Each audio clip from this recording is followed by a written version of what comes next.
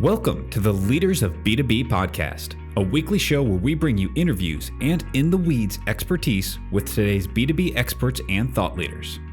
You can see more about today's episode and guest by visiting our website at leadersofb2b.com. This episode is brought to you by Content Allies. We help B2B companies launch revenue-generating podcasts. We schedule interviews between you and your ideal prospects and strategic partners. You show up for engaging conversations, we handle everything else. Ready to build a podcast that grows your business in just 1 hour per week?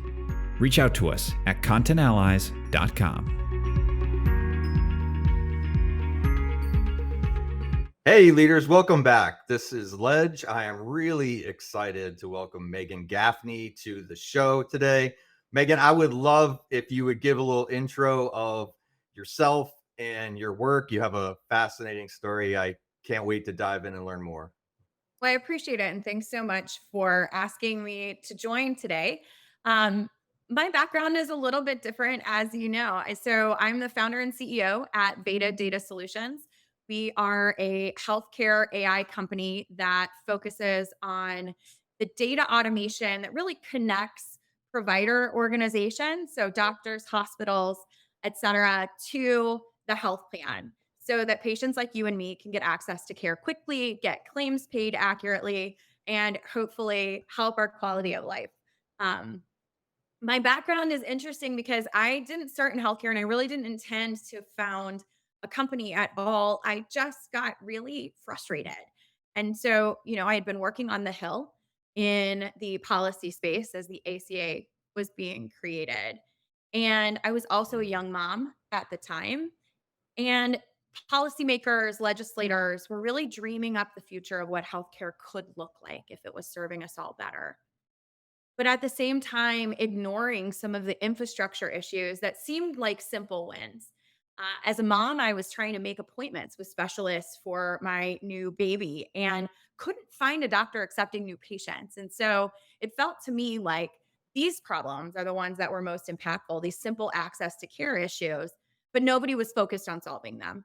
And through complaining very loudly in my office one day, full with other political consultants, I got a tap on the shoulder and an introduction from a friend to a scientist at the University of Wisconsin. He was an astronomer, and he had built AI and machine learning tools to help with data analysis in radio astronomy.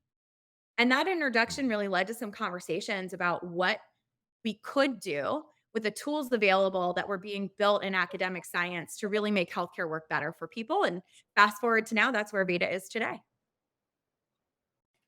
And you were, talking about AI and big data and machine learning before, everybody else caught on that that's a thing. Yeah. And I was also in that space. So I did it in fintech or, just different areas. And there's so much to those stories. Like the stories of data are not all magnificent things, that just came from the machines, tied together and Skynet now, managing our lives for us. And, I like to get into the real stuff of that because there's so much, particularly now in the zeitgeist about all AI is a thing all of a sudden. And you're kind of like, well, it kind of was before, but Well, people are open to talking about it now. When we founded yeah, right. the company, it was before COVID.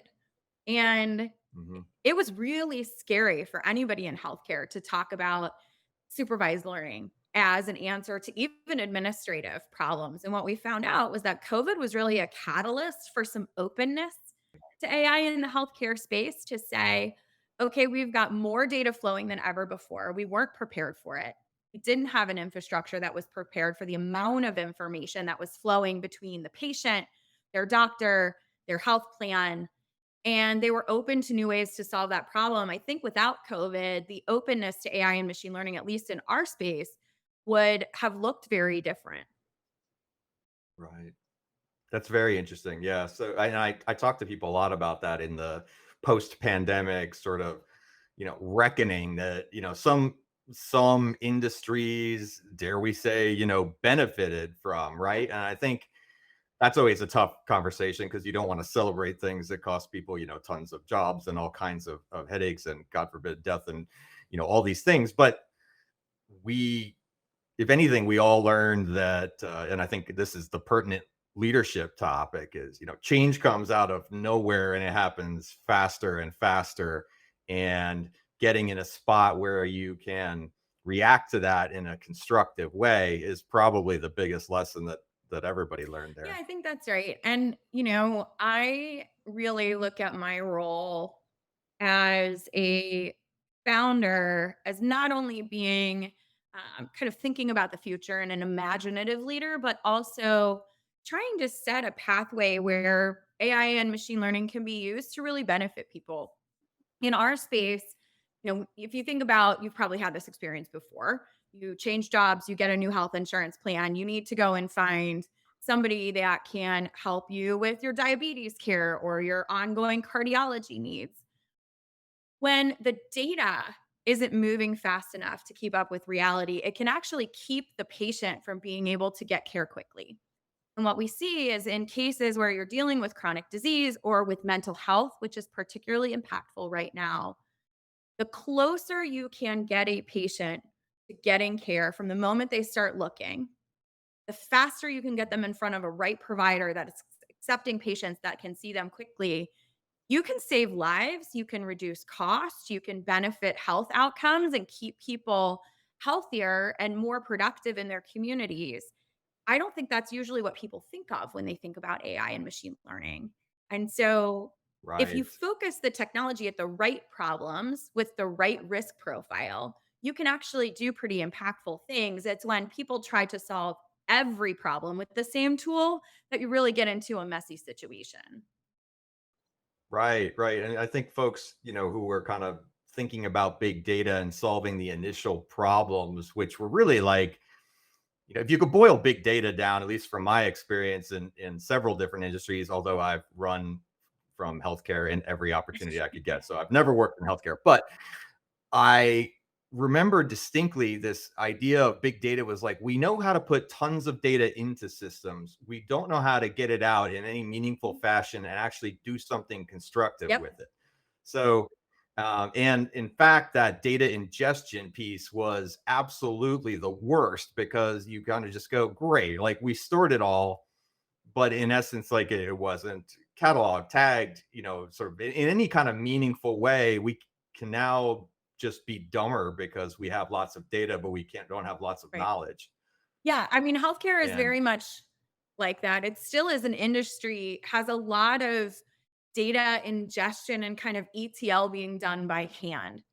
We call it the mhm, stare and compare problem, where you have people in one place staring at a screen, and then they are looking at another screen to their right and kind of hand keying data from one to the other. It is scary to say, okay, it's in the healthcare maddening. And, space, and we're going to imagine take that that those are human really out important data. and let a Yeah. machine do the Right. work. But what people hadn't measured before was what is the error and the downstream outcomes that happen from having a person there in the first place. And what we Yeah. realized is that once you could help people measure that from a business leader perspective, if we went into the senior executive suite of a health plan, we said, let's measure how well this is working for patients today before we try to change it. And then we measure what happens when you change the system to something more automated and let those people do the work that really humans do the best, right? Care coordination, being able to really look into creating the right provider networks and getting rich information from these individual physicians, not figuring out who's accepting patients or what their phone number is. Really, add that automated layer in. They were able to see not only does it get faster and cheaper, it also provides a better answer. And that measurement piece, I think, goes underappreciated in the B2B sales process. And also, just in companies that are looking to make changes and find automation opportunities, thinking about measuring the current state first um, isn't where a lot of people start, but it's something that's extremely valuable. Yeah, that's a great point because I think everybody probably in almost every organization knows they have a data hygiene and transfer sort of problem, but it's an easy problem to not follow up on because it's so Yeah. overwhelming that you're right, that that measurement thing would be important. And then I think there's really good metaphors, sort of in healthcare. Like you can walk around looking healthy and be on the verge Right. of death, because you don't know that you have whatever, sort of internal problem. Yep. And that, if you can and this goes for any business problem, right? If you can translate current state into high risk bad outcome and high probability of bad outcome, you have a much better selling Absolutely. proposition. It must be good, to be able to say, well, our selling proposition is also that people don't die. A lot of companies can't say that. So that's Yeah. pretty And, cool. I think about it this way too, right? We use the word diagnostic in our sales process. First thing that we do in a pre sales engagement with a customer is we do a data diagnostic where we take a look at the overall health of their internal data systems and we diagnose here's where your problems are. Here's where you have the, you know, most missing information or data that's not standardized or information that's just flat out wrong because it's old and outdated. Here's your hierarchy, Right. right? Of what we want to tackle. And it's very similar to going to your primary care physician and getting a checkup where they might say, hey, Megan, your glasses need a new prescription, but you're doing fine. So we're not going to worry about that right now. But it turns out your blood pressure is severe. Let's focus on getting you on some medication to fix this most severe problem and then we'll work from there. And so we look at data from that same perspective of diagnose, treat the most significant things first, and then measure the outcomes again. Whatever diagnosis you did on the front end, you need to keep doing it over time to be able to measure what that ROI looks like. And I think that that process is really translated or able to be translated to just about any data business, whether it's healthcare, financial services, or consumer transactions. The measure, treat, measure formula is pretty universal.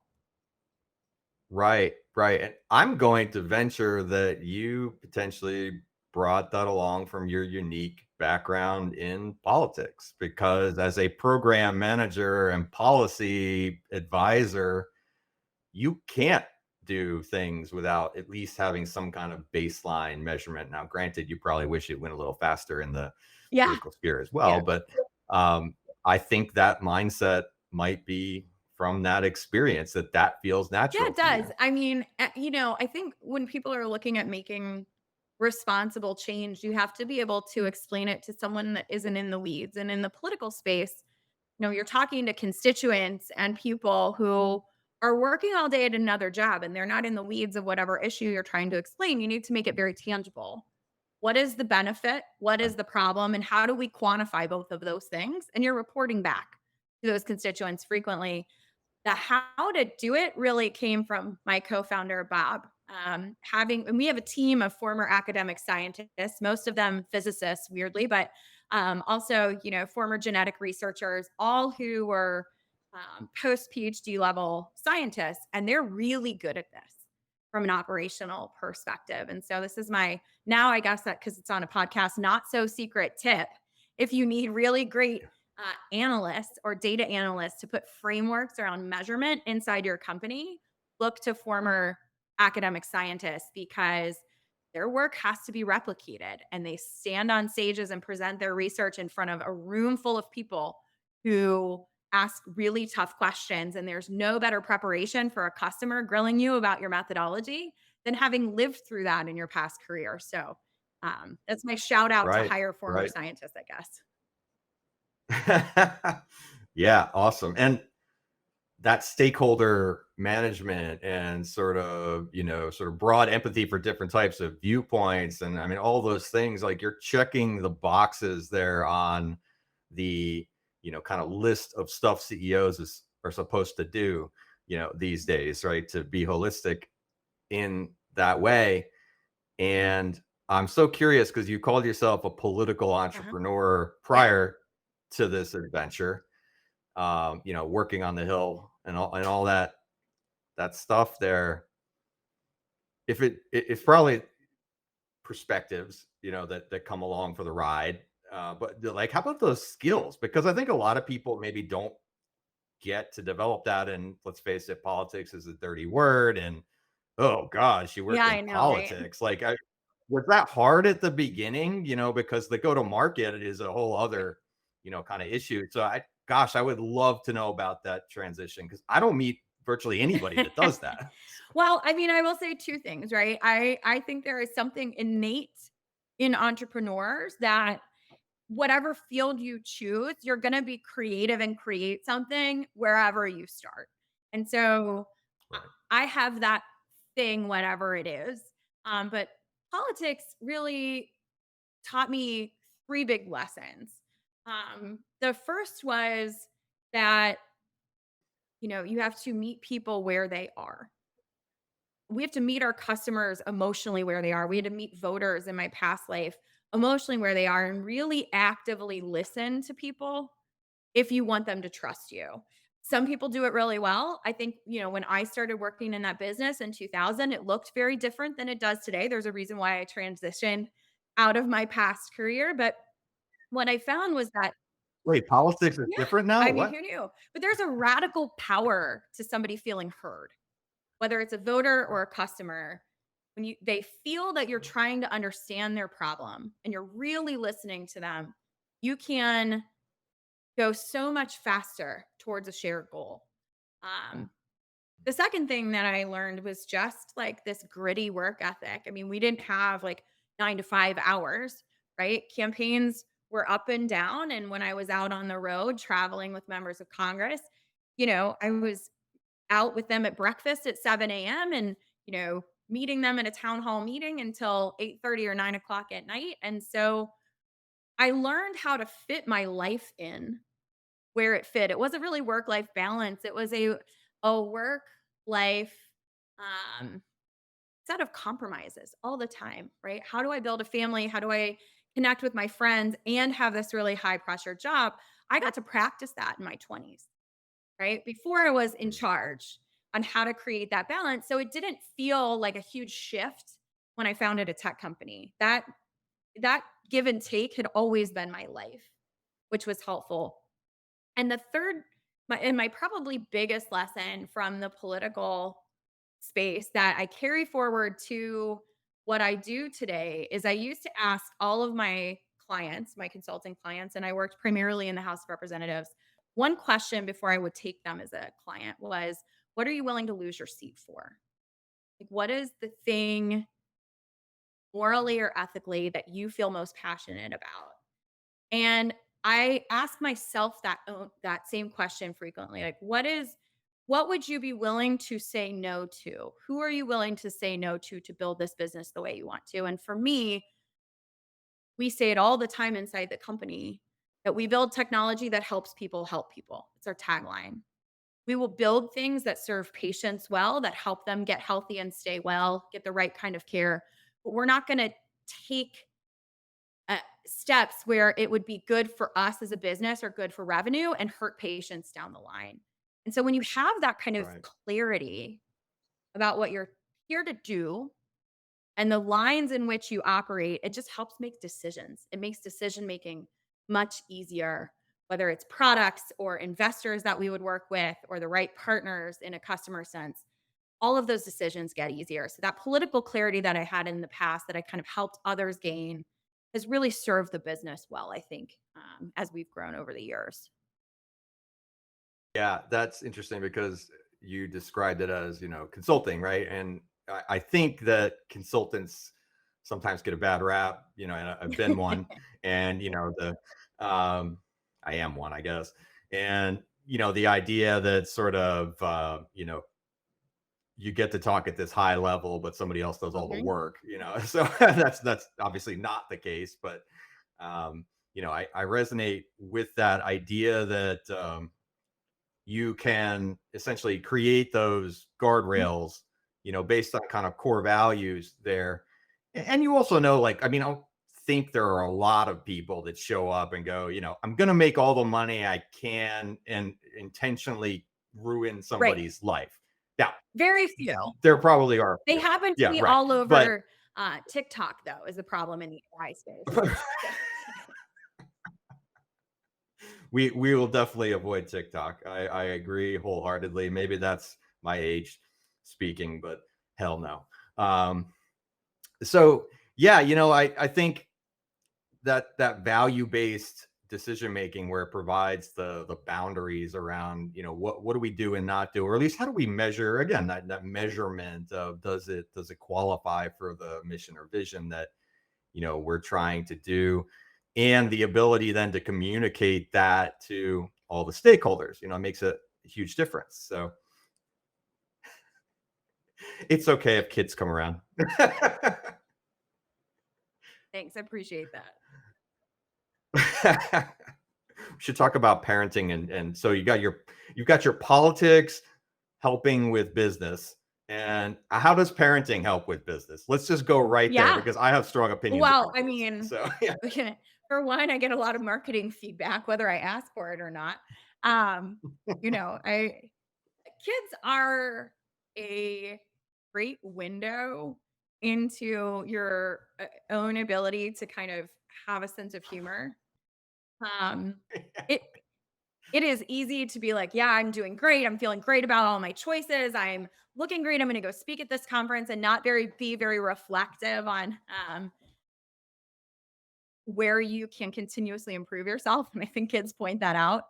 I would say the other thing is being a parent, it has made me a better employer because I am more understanding of my employees' lives and making sure that Beta is a great place to work that allows Yeah. people to be flexible and balance their life. If I didn't have that life experience, I'm not sure I would be as focused on giving people Mhm. space to both do their best work and exist as full people. And we've been able to attract a Right. really diverse group of employees who have all different challenges in their life, not just parents, people that are taking care of their own parents, right? Folks that are um, have had health challenges of their own and they're getting back into the workforce. And I think I'm more open to figuring out how to support people based on my own experience as a mom. Yeah, yeah, absolutely. I completely relate. They'll take it out of you and make you think. That's Mhm. for sure.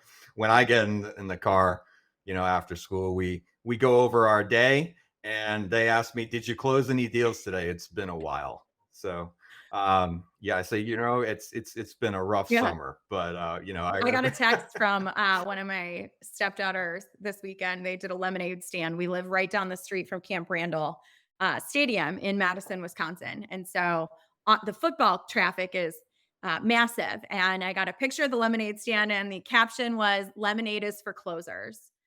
And so I feel like my work here is done. yes, fantastic. That is excellent. I'm going to use that one.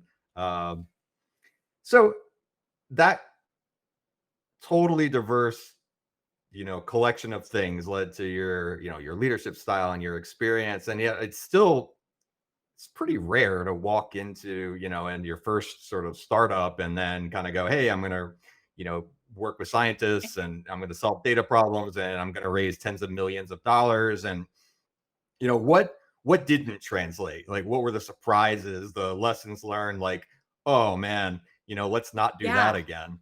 you know Oh, I mean, how much time do we have? Like, as much as this is we the could be important here all part. day. I mean, look, like, I think the investment that it takes in a B2B sales cycle in healthcare, a 12-month sales cycle, and the investment in the cultivation of those customer relationships, I was probably naive and Pollyannish. We had a great solution, Mhm. and I didn't understand the process and the red tape it would take to kind of break through to get to those first most monumental deals that allowed us to build and Right. create momentum. Um, you know, very brief story about this, but I think it's true for a lot of tech founders. I mean, we were in the 2017, 2018 space where Silicon Valley is on HBO, everything in the news. It's like it's so easy to raise money. And if you have a great solution that solves a problem, it's just going to happen. And so Or even if you don't, somebody's just going to write you a If check, I right? mean, So, sometimes more so if you don't, and if you don't tell anybody about any of the flaws in your system, and we were just completely, um, underprepared for how challenging this initial sales process would be. So we went to a hackathon that was sponsored by Humana, and we had never touched provider data before. We had never seen any hospital data. This was like our first chance to get our hands on it. And we won. And we were so excited. We had met with executives and, they were going to bring us in and we were going to do this big proof of concept. And there was a moment where we're like going into contracting with this Fortune 50 company and feeling like we have solved everything, right? Our business is just going to jump off and be easy from here. And then we got to the security assessment because it's healthcare. And we didn't think about the fact, Yeah. they were asking for physical security policies and procedures. And Bob called me and was like, I mean, it's my actual house. Like, I know if people come in here that don't live in my house, I was like, we can't write that down. Oh, that can't be the answer.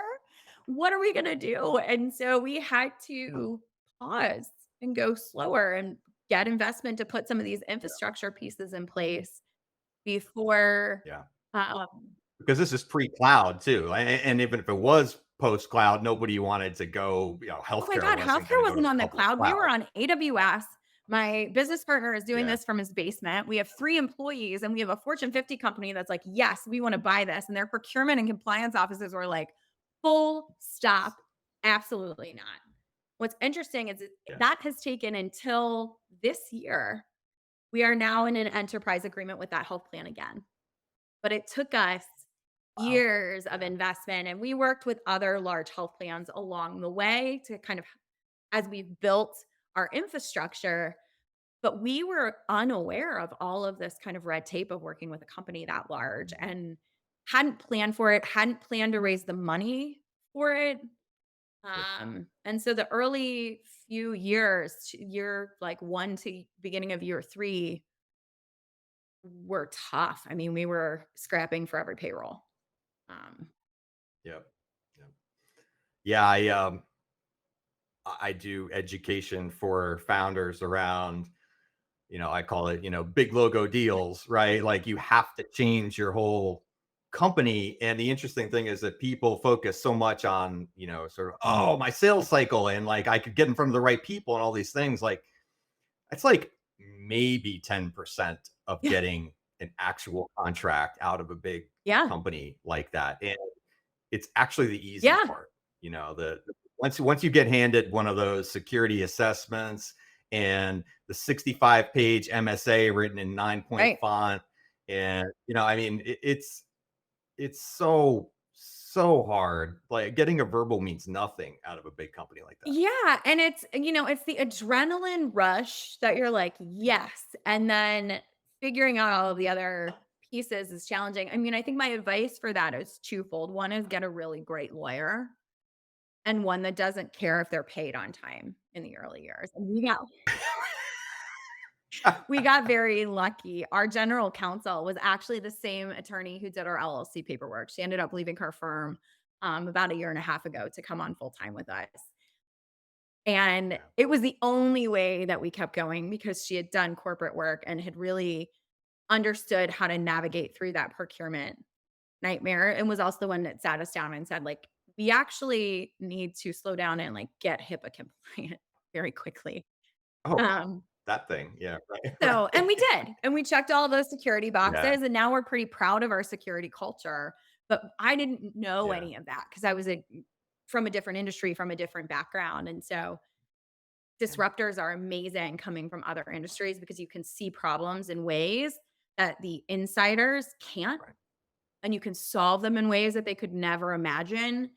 But you need enough folks around to help with like the regulatory and the infrastructure, so that you can actually Yeah. operate successfully in that market. And we just didn't have And I that mean, first. healthcare is by far the worst because of, PII and all the Mhm. things. But I can tell you that having never touched healthcare, this is exactly what it's like, even being, a marketing Mhm. agency, and they'll make you go through all these security assessments. You're like, what? Like, I don't even know what that means. Like, Right. it's like, do you have this 3-letter acronym? Actually, I don't know.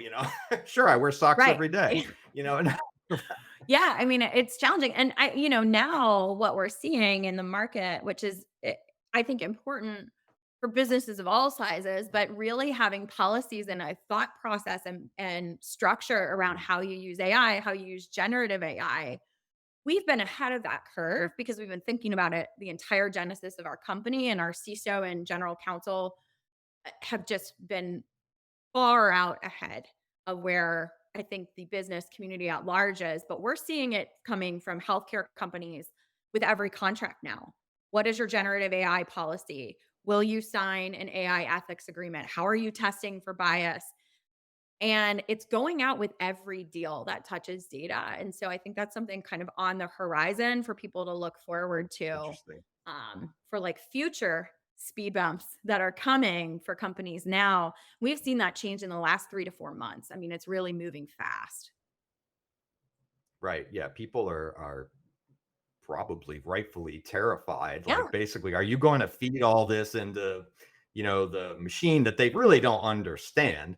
And what are you training Right. on this? Or what about my copyrights and what about personal data? And I mean, it's just like, you kind of knew that ultimately this groundswell would happen and somebody would just turn it on without really ever fully thinking about it. And that's exactly what Yeah. happened. And these are amazing, wonderful technologies that are going to enable a lot of good things. And they're also wildly powerful and not fully understood. Exactly. And so, from my perspective, I think I've really talked about two things publicly. One is I think there is an ethical obligation in the tech community for disclosure. You're interacting or your system is based on generative AI. People need to know it. Consumers need to know it. It needs to be prominently disclosed. If you're talking with a chat back and forth with your healthcare provider, can you even imagine?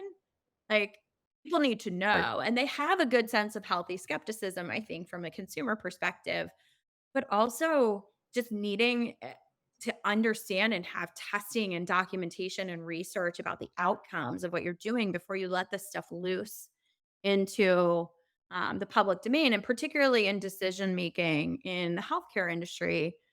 There's not enough rigor as it is in anything that's non-clinical. If the FDA isn't regulating it, there's been a lot of companies that come up really quickly and then fizzle out because there's not enough testing and rigor around the outcomes. And so I'm just a big proponent of go slow, test, frequently engage experts, and very slowly and methodically move into this nascent technology in a way that is fully disclosed, to both your customers and to patients at large, because that's the only way to build trust in a new technology, is to just Right. be very open with people and upfront about when you're using it and what those outcomes look like. Right. Right. And would you say that in general, you want companies to think about, like, sort of disclosure of everywhere you use it, like, as far as like anywhere in your stack, or primarily just related to, when it comes to touching Yeah, I customers? mean, right now, I think we got to be cautious, right? Because where it sits in your stack, you can have unexpected outcomes. In Yeah. my, the framework of how we think about it is, if we were not willing to talk to our customers about it, we shouldn't be doing it. I'm not sure we Right. advertise like every piece of our internal technical infrastructure on our website, but we certainly would talk about anything that's built into our systems with our customers, with their security teams. Like, it's not giving Mm, away your secret sauce, but feeling confident enough that you've made the right technology choices from a security and a privacy yeah. perspective, that you're willing to talk to your customers, is a pretty clear baseline, I think, to judge. Like, am I doing something too risky? Would I be willing to tell my customer CISO that this is built into my system? And if Uh-huh. you're not, it bears some Right. internal questions within your own company Mhm. leadership about why we're making that choice and why right now. Right, right. Yeah. There's probably a lot of people that don't even know what a CISO is. A Chief Information Security Officer is, if you are selling any type of thing to a large company that is in any way related to technology, which is now, in fact, pretty much Everything. everything, you are going to run into these security audits, and it's one of the biggest hurdles to get over. And if you ever thought you got a bad, test or quiz in school, you can't possibly imagine what these forms look like. Uh, But it's on the not flip fun. side of the scary CISO is if you do information security right and you get ahead, Yeah. you can move so much faster than your competitors to close deals. Yes. And so Yeah. if you think about it and invest in it early enough to get ahead of this, I mean, we found you can actually control your sales cycles a little bit, your time to close. Like you can measure that. We've given our internal security team that as a KPI. We're going to measure Mhm. how much faster That's we can close a contract and get to signature when we make this investment in your team. So help us go that faster. is fantastic. Yeah. I love that. I hope everybody really marinates on that one. Uh, lemonade is for security That's closers right. too. So, Well, and it gives yeah. your teams, like when you have to sit through security trainings and stuff, when you broadcast to the whole company, listen, sales team that doesn't want to do this security training, not to pick on salespeople, but we all Yeah. know that regimented training is not sometimes We don't wanna do actually any training or write right, anything right. down or, anything like But that. Yeah. hey, they're gonna help you get a signature on your contract 3 weeks faster than in the past. All of a sudden, they're like, "Fine, I'll do it. That sounds because I'm gonna get my commission faster, I'm gonna reach my quota faster." They see them as a Right. partner, and so I think there's some, again, kind of industry agnostic advantage if you give non-revenue parts Right. of the company, like security or revenue KPI, aligns everybody Brilliant. towards the I right love it. goal. I am a huge advocate of what I would call a revenue first mindset. And that is not what we've all been trained as sort of like money hungry or, profit over people or any of these things. Like, I really think that it's just simply the gas in the Mhm. car. And you can't do things without money. And if we all want to talk about missions and visions and, sort of broad, amazing things that we're going to do to change the world, if you don't put gas in the car, you don't get to do that. And I think that's like absolutely the most important lesson for a startup. Yes, and this idea that somehow revenue generating and doing good things in the world are somehow diametrically opposed or at odds with one Right. another, I think was just a cheap cop out for people that made bad choices, right? Because they could say, well, I did these things that were terrible for my employees and they were terrible for my community, but we did it because of revenue. And it's just like you Right. weren't creative enough to reach those same revenue goals Mhm. in a way that wasn't damaging. So, in my mind, Right. set the revenue bar high, set the objectives and what you want to achieve for your employees and your community high, and then you aim to hit both. I mean, why, take the easy way out, I guess. Right. Right. And obviously that comes with a tolerance for failure and, sort of learning and, just massive, you try to mitigate the sort of impact of the mistakes, but it doesn't mean the mistake is smaller from a financial perspective. I mean, every order of magnitude you grow is basically an order of magnitude more expensive for the mistakes that you make that are Right. tolerable. You know, That's right. And, you hopefully make mistakes that impact you and not your customer at the end of the day. Right? Yeah, absolutely. You have to, fall down on the grenade a little Exactly. bit Every there day. too, as well. Yeah, right. Spoken like spoken like a leader. Right. I just live on the grenade, but it's fine. It's So you talked about strong opinions in your profiles yeah. online, and I just wondered what some of those strong opinions are.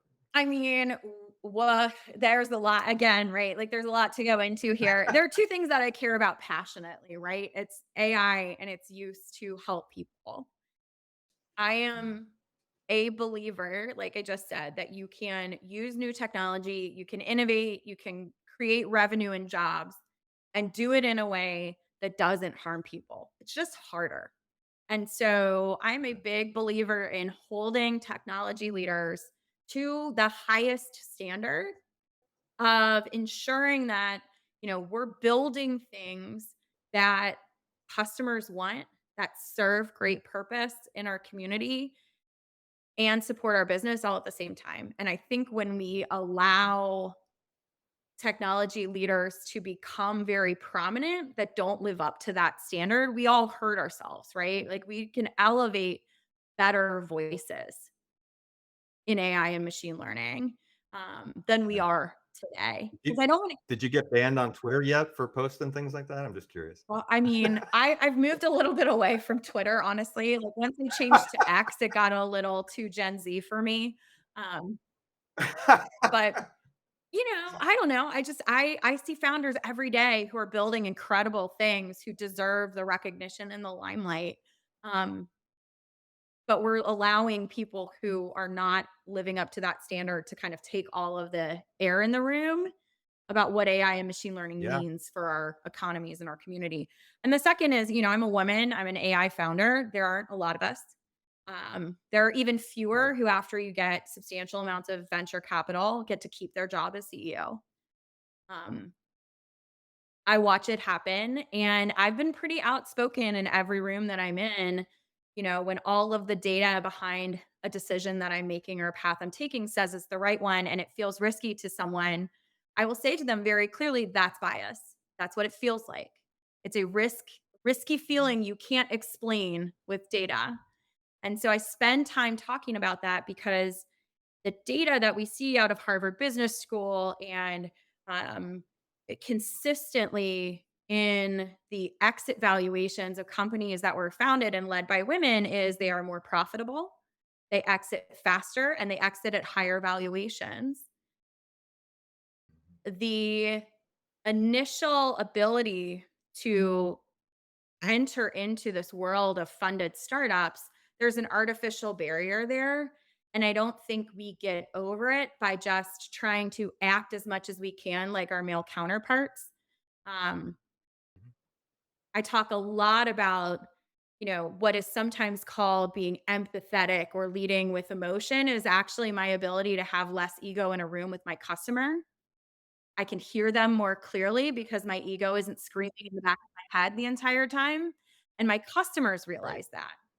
And so they're willing to trust me with more revenue and more responsibility than they would some of my counterparts. And so, I challenge people if you feel that risky feeling, either as a business leader or an investor, when you're going to hire someone or when you're working with a woman inside your company or outside of your company, and you look at the data and the data doesn't show you risk, but you're feeling it, to just remind yourself that that might be bias. Like that's where the bias lives.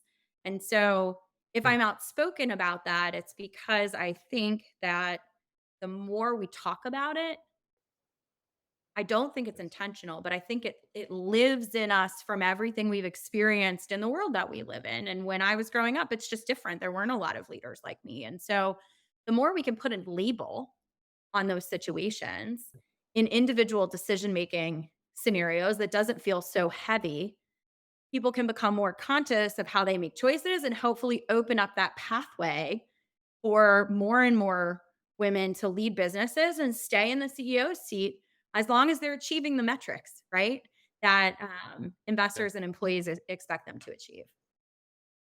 Yeah, I really, really like that idea of being able to understand the line there between data-driven decision Mhm. making and that feeling of Right. risk. And all of the mental health literature would tell you, the real area of wisdom or growth or sort of actualization is the space between the feeling and the Uh-huh. reaction to it, and being able to stop there. And so, woman or man or whoever, if we can get that message Right. across, like, I think that's Just amazing, stop and be because thoughtful. It's a little bit of mindfulness mindfulness, goes a yeah, long yeah. way. And that gets the old, sort of hippie crunchy stamp, and nobody wants to talk about that. uh, but I think as leaders, you need to make that space, because if you're just going through the day checking the boxes, you aren't in fact actually working on the future state at all. Well, and it's a growth mindset as a leader. If you only trust your gut or you trust your gut above the data, you don't have any space to grow in your own ability Yeah. to make choices and make decisions better. But when you're constantly saying, okay, let me make data driven choices, I'm going to be mindful of what my gut is saying and maybe listen to it, but you're able to operate in a space where you can change your mind with new information. And that's the kind of growth Mhm. mindset we want to cultivate inside our companies from leaders. And so being able Yeah. to do that at the highest executive level, you're demonstrating the kind of growth mindset that you expect to see within the organization. And that's one of the things that our chief people officer, Sneh Patel, says all the time is kind of the unique defining characteristic of leaders at Veda is the ability to change their mind with new information. And I couldn't be any prouder of anything than that, is Yeah. cultivating that culture. I think I don't know if it's Facebook or somebody over there, Meta or something, is credited with, or at least talking about strong opinions loosely Right. held. Like, so I'll defend this to the death until you prove me wrong, and then I don't care Yeah. anymore. I mean, that's a like radical way of operating, strangely, in the world. Mhm. Again, plug for the scientists always Yeah. being in the room because that's Right. Right. ingrained in them. And it's nice to have them in a conversation, even at a deal desk of like, actually, we've tried that pricing model and it's not working. We met like perhaps we should shift our thinking here because the data says that what you're Yeah. proposing isn't working. And so when you get that mindset within a company, it allows the business to operate in a new way. I can only imagine the career long salespeople going absolutely ballistic during that conversation. But Yes, I yeah, mean, it's I like don't know. Maybe I'm ruined for sales teams, but I find that they've um takes them a little while to get used to um having, scientists in the room all the time, but it's a great compliment. They become great tag team partners of yeah, relationships yeah. and data working together, each doing their best thing side by side. Go watch Moneyball. That's right. That'd be a great tool to talk about that Well, and mindset. all of them Where like you to had play to poker, which is also right. yeah. Well, Liar Poker is another great Right. book for That's that. right. Yeah. Fantastic. Well, before we have to go, I always like to give space for like, okay, and you may have talked about this already, and I think it has something to do with that, AI conversation, which is huge. But you're a leader of a B2B company. The audience is leaders of B2B companies. What's on your unique radar and perspective that everybody should have on theirs and they probably don't know? I think that regulation is coming for generative AI. Mm, And I think okay. one word of caution of things to work out for, and one tip to stay ahead of the curve before we close. The caution of things to watch out for is the training data that fuels engines like ChatGPT and other large language models. There will be at some point a reckoning where the folks who created that training data would like access to compensation for it. Whether that comes through legislation Yeah. or Yeah. litigation, it's coming. And when that happens, the performance of models that you might build your businesses on could radically change. And so keeping that in mind as like the pitfall to watch out for, because it is very hard to swap out the training data for a model and you will not know how it's going to perform with new training data or big changes in the training data. So And if litigation tells you need to pull it out, you're deleting the whole thing because we don't know how to right. pull it out. And So, if you are using a vendor, they might not tell you yeah. when they have to make that change. So having a an eye towards the news and the news that are covering the litigation and the regulation around LLMs and generative AI is going to be important as a business Yeah. leader, especially if you're using these tools. The second thing is I am a legislative nerd, as my past would have you believe, and I'm watching what's happening in Europe around AI regulation, and I think it's going to look like GDPR, where the US is a little bit behind, and then we look at what happens in Europe, and we're going to react and base the framework around Europe. If you want to stay ahead of where the regulation is going, watch European Parliament, take um, take cues from the EU, and you're going to be able to stay ahead, I think, where we go in the US. And so where we're going is not kind of the Wild West where we are today. But these will be technologies that fuel all of our businesses in every sector. And so if you can be ahead of the curve from a knowledge perspective and staying with a keen eye on Europe and a keen eye here on the regulatory and litigation movements in the US, you're going to be far ahead of your competitors. And hopefully you don't have to make radical changes when these things come to pass. Oh, fantastic. That was brilliant. I love that so much. That's a snippet right there. We're gonna get some good mileage out of that one. So Yeah. Megan, oh, great conversation. Thank you so much for taking time from kids. And if it smells like fire in your house, it probably is the microwave. My my dear son put a bag of popcorn in for 4.5 minutes a couple weeks ago, and it still stinks in here. So Teenagers, man, yeah, um, bless you and all you do and the balance and thank you for your time because I know that it's valuable for people who are resonating, hearing this and want to maybe get in touch with you, or what are the channels that you can be best reached on? our website, first and foremost, it's Veda, VEDA, data.com. So vedadata.com. Or you can find me on LinkedIn. If you search Meghan Gaffney Veda, it's really easy. I should be the first person that pops up. Feel free to send me a message through either channel and really appreciate the conversation. This was great. Thank you so much for coming out.